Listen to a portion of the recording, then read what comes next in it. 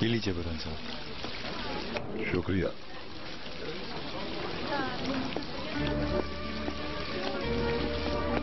کیا واقعی آپ نہیں پینا چاہیں گے انور صاحب؟ شکریہ، میں نے کبھی پیا نہیں آج تک. مجھے تو بس اسی کا شوق ہے، وہ بھی کبھی کبھی. اگر ناہیدہ بیگم کو پتہ لگ جائے تو میرا دماغ کھا جائیں گی وہ. یہاں پہلے ایک جگہ ہوا کرتی تھی، شاید اس کا نام نرگلا کیفے تھا.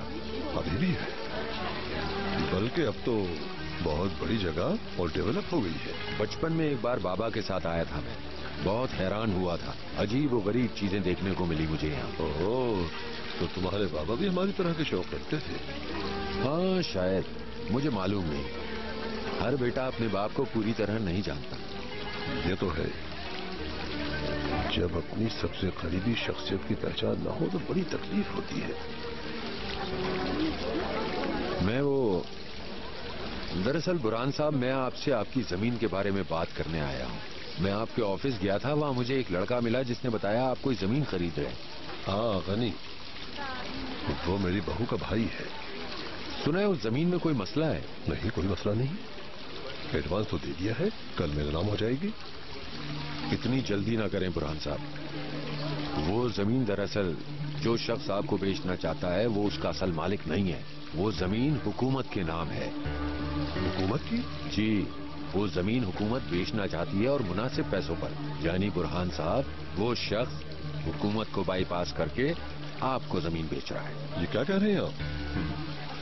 اسی لیے ادائیگی کے لیے وہ اتنی جلدی کر رہے تھے. بڑے ہوشیار لوگ تھے.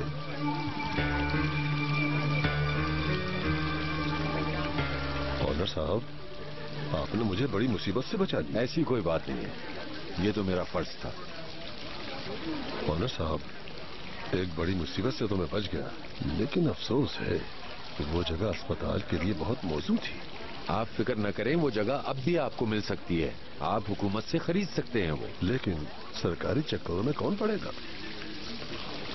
یہ کام میرے وکیل کے بس کا نہیں ہے، اور میرا بیٹا تو...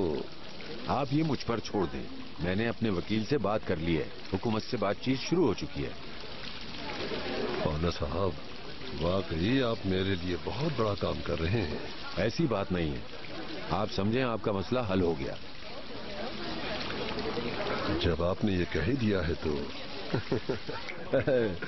تو میں نے جو بیانہ دیا تھا وہ تو گیا. اس بارے میں کیا کہہ سکتا ہوں؟ چھوڑو یار، جو گیا وہ گیا. ویسے میں اپنے پیسے بڑی آسانی سے نکلوا سکتا ہوں.